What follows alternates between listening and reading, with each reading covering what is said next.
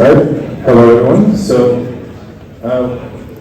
we've taken the last week to build a quick demo on what uncollateralized promissory notes that are legally enforceable basically across the world could look like on Solana. To give a bit of context, I'll explain what we've been building over the last 2 years, as we already have a product. So FQX's vision is to become the world's leading digital debt infrastructure, connecting borrowers with financial markets. And how do we do this? We have what we call e-notes. They're electronic promissory notes. And as we just heard, promissory notes, it's a promise to pay between an issuer and an holder at a certain date, basically. So it can be denominated in US dollars, USDC. It could also be some NFT, as we just saw. So it is that unconditional promise to pay. It can be a single or a series, so you could have multiple, basically semi-fungible promissory notes, and they're freely transferable. As we'll see in a moment, they're going to be mutably stored on the blockchain as an NFT, which gives you the benefit that you're going to be able to prove in a court of law ownership over such promissory note at any time without relying on a third party being able to deliver the financial asset that you've acquired from an issuer. A bit more details on the product. We're building it as a modular and integrable infrastructure, which we call the debt grid. One part of that debt grid is going to be e-notes on Solana, and we've, as I said, taken the last week to build the following demo.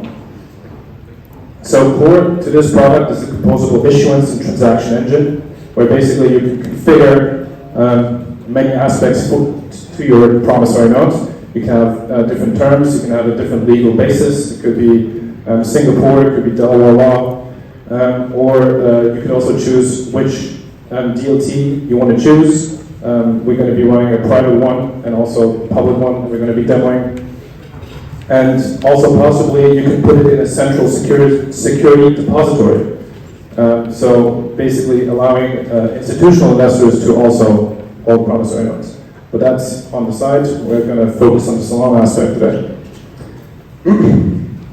And just really briefly how this looks architecturally. So again, here at the core we have our e-note generation engine, and it's really just an API and kind of a checkout flow as well. So you can imagine if instead of checking out with Stripe or checking out with PayPal, you instead pay with a promise to pay. So no cash, but a financial asset that changes hands. And on the left side, we have fintech platforms that we've already integrated in our initial product, Instimatch, and we have a crypto platform integrating us right now. And the next version will then add e-notes to Solana. And of course, our native platform also will interact with this checkout API. And as I mentioned already, so you can choose here to deposit it in a central securities depository, stock exchanges, or Solana. And we'll get to this now. So how does FQX and Solana look like? So here I think, from my perspective, we have the best of all worlds. We can have decentralized custody over legally enforceable promissory notes. And here are some sub-goals that we also want to achieve, which is unique ownership and censorship resistance, so you don't want to get taken away your e-note. You want to trust your counterparties, so we'll have an option to have a whitelisting authority, and also have an approval authority, basically approving that the promissory note is legally binding and enforceable across 160 countries. We are going to build it modularly and open. So, as I said, whitelisting authority could be optional, could be somebody different. Approval authority, same thing. And we're going to be able to do on-chain settlement and delivery. So you can show up with your promissory note and settle it against USDC. So a brief overview of how the architecture looks like. We work mostly B2B at the moment. So we have corporate multi-sig wallets representing corporation, and we're going to be identifying them using corporate identification certificates. This is going to be handed out by the first identity authority on the e-note program, which is going to be us, FQX Identity Authority. If you have if you have a whitelist authority provided and you check you have a certificate, you're going to be able to interact with the eNote program, which generates on initialization a mint, an eNote manager, an eNote metadata. The metadata is describing the promise to pay, the manager handling state and all the escrows that we need to be settling things, and the mint, you all know what a mint is. So I guess we'll show a quick demo. So here, yep, see my screen? So here the backend will resolve kind of public keys onto actual entities, and here's just my Daniel AG entity.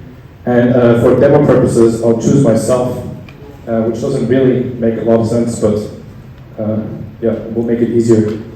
So here I choose how much US dollars I want to transfer. I choose when I want it to be paid by.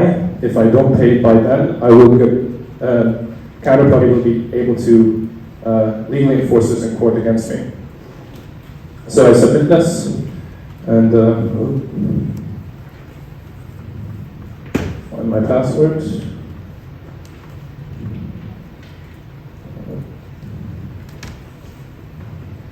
So what here happens is we're creating a mint. We're creating the eNote metadata again, describing the promise to pay, and we're initializing the manager with, it's not going to run, with,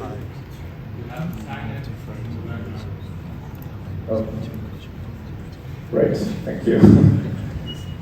Oh God.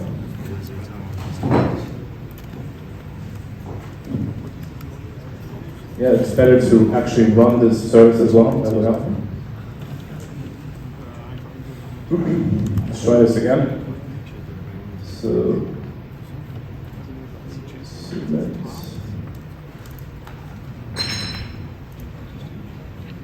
all right, so now we've created eNote.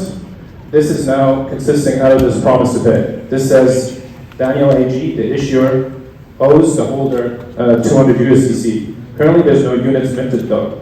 So I'll now, as the recipient, I have to accept this promissory note. And I'll do this just now. I'm the same person, which is, yeah, again, not practical, but now it's issued. We have 1 out of 1 eNotes, and I can now either transfer it further or sell it, or now in this case, in the demo, I'll just settle it. I'll pay these 200 DevNet USDC, and I'll do that. And approve, yeah. And now we can also see that in the wallet, we've translated actually our eNote metadata into Metaflex metadata using an adapter, so it can also display in your wallet as well, or in the kind of Explorer, so you can see it there too. So here we see it still says issued because Phantom tends to cache things, but generally it should drop here and show settled later as well. Yeah, so that's kind of the demo, and we're, again, FQX. If you're interested in working problems like this, come up, and we're hiring. And we're going to be raising in summer, so that's also maybe interesting. And yeah, that's it from our side. Thanks a lot.